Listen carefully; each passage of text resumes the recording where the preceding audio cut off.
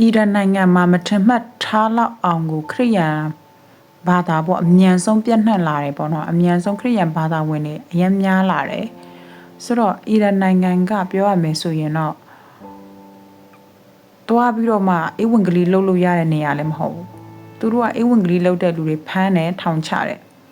ကျန်းစာအုပ်တောင်မှလက်ဝယ်ကင်ထားတဲ့သူကဖမ်းခံရတယ်ထောင်ချခံရတယ်ဒါကြောင့်အဲ့ဒီအီရန်နိုင်ငံက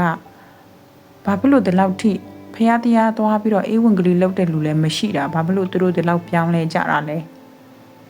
အဲ့တစ်ချက်ကစဉ်းစားစရာဖြစ်သွားပြီဆိုတော့ကျမဒီမနေ့သတင်းတွေတွေ့တယ်ပေါ့နော်ကျမနည်းနည်းလေ့လာကြည့်လိုက်တဲ့အခါမှာ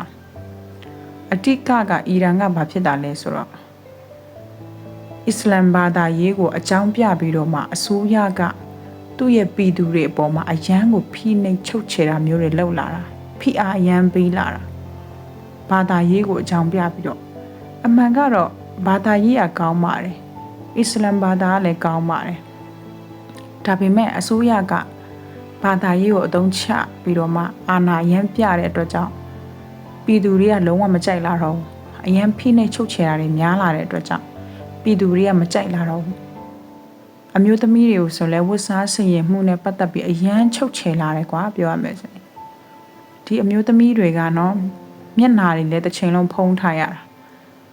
ဟိုတနေ့သတင်းတစ်ခုမှကျွန်မတွေ့လိုက်တယ်အမျိုးသမီးတယောက်ကသူ့ရဲ့မျက်နာဒီအပေါ်ပိုင်းကိုပေါ့နော်အပေါ်ပိုင်းကိုဖော်မိတဲ့အတွက်ကြောင့်ဘာဖြစ်တာလဲဆိုတော့အက်ဆစ်နဲ့အပတ်ခံရပြီးတော့မျက်နာတစ်ချမ်းလုံးကစုပ်ပြတ်တက်ကုန်တာအဲ့ဒီလိုလောက်တာ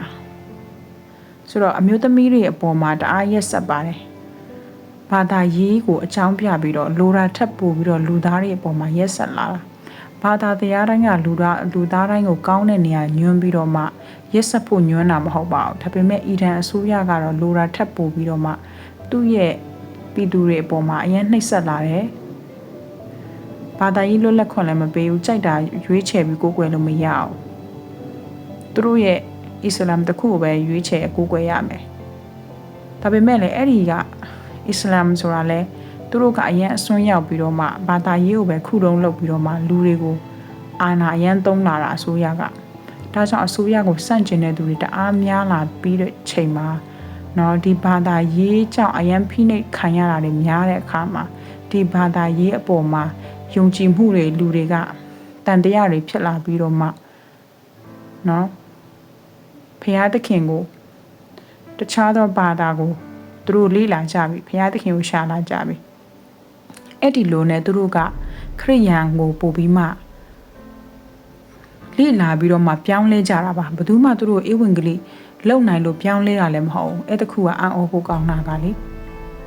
ဘယ်သူမှအီရန်နိုင်ငံမှာအေးဝင်ကလေးလုံနိုင်တဲ့လူဆိုတာတော်တော်ရှားပါတယ်မရှိပါဘူး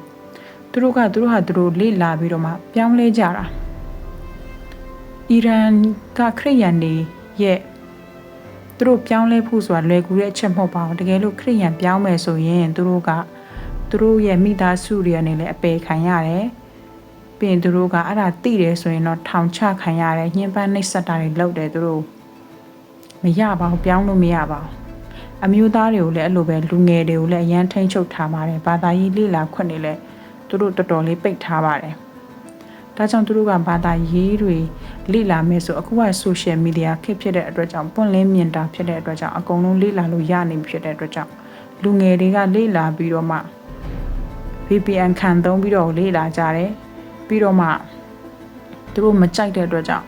ခရစ်ယာန်ကိုသူတို့ပြောင်းလဲကြတယ်ဆိုတော့ဒီအရာပေါ်မှာအစ္စလာမ်ကမကောင်းတာမဟုတ်ပဲနဲ့နော်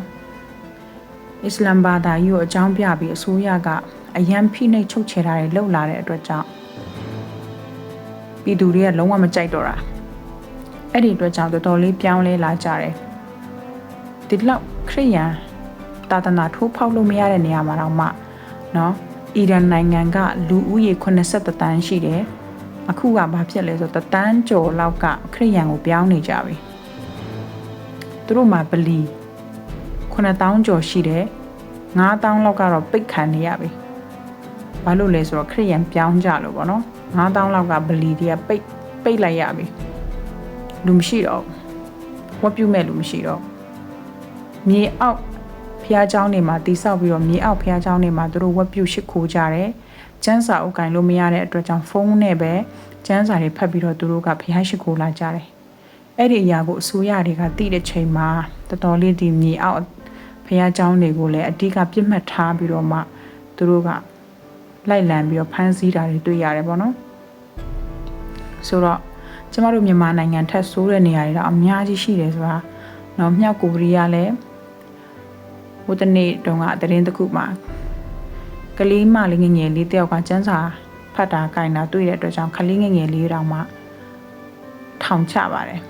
အဲ့ဒီလိုလောက်တာပါအီရန်ကလည်းအဲ့လိုဖြစ်နေရပါဘာသာရေးလွတ်လပ်ခွင့်မပေးပါဘူး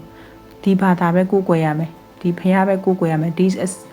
ဥပဒေစည်းမျဉ်းတွေအောက်မှာပဲနေရမယ်အမျိုးသမီးတွေကိုလည်းတအားချုပ်ချယ်လာတာဆိုတော့အမျိုးသမီးရဲ့လွတ်လပ်ခွင့်ဆိုတာအီရန်မှာမရှိပါဘူးဒါအစ္စလမ်ဘာသာချင်းတူဒီဒူဘိုင်းတို့ဒီအိုမန်တို့ဆိုရင်အစ္စလာမ်မျိုးသမီးတွေကနော်အပြင်သွားတဲ့ချိန်မှာပဲသူတို့လုံလုံခြုံခြုံနဲ့ဝတ်စားစင်တာသူတို့အိမ်မှာနေတဲ့ချိန်မှာသူတို့ကြိုက်တဲ့အဝတ်စားလေးတွေဝတ်ပြီးတော့မှ free style နဲ့နေလို့ရတယ်ကြိုက်တယ်လို့နော်မိန်းကလေးတွေဆိုလည်းအပြင်မှာသွားတယ်ပျော်ပါကြတယ်ပြင်ပြန်လာကြတယ်ဘာမှ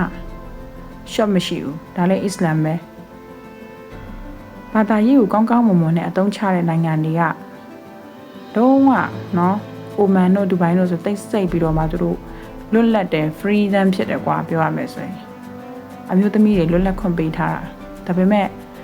လုံလုံချုံချုံတော့ဝတ်ကြတာပေါ့ကိုယ်အိမ်မှာနေတဲ့ချိန်မှာတော့ free နဲ့နေကြတာ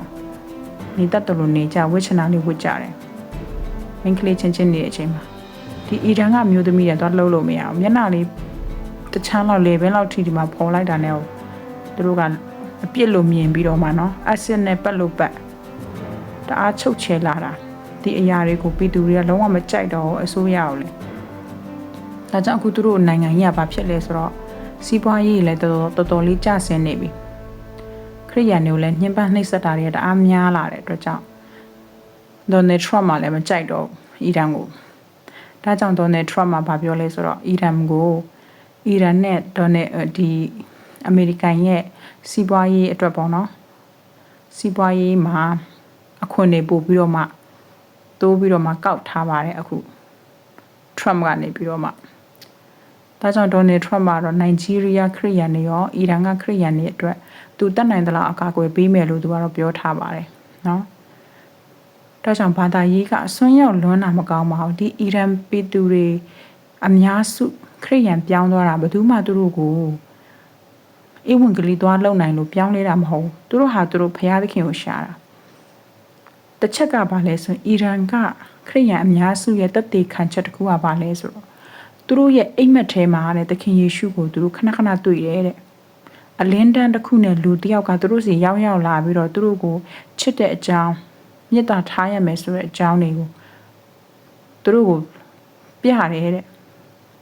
အဲ့ဒီအတွက်ကြောင့်သူတို့ကတော်တော်များများကအိမ်မက်တွေယူပါယုံနေမှာသခင်ယေရှုကိုခဏခဏမြင်ရတယ်တဲ့အလင်းတန်းတစ်ခုနဲ့လာပြတယ်ဆိုပြီးမှသူတို့ကအဲ့ဒါကိုစိတ်ဝင်စားပြီးတော့ကျမ်းစာမှာရှာဖတ်တဲ့ချိန်ကျတော့ငါဒီနော်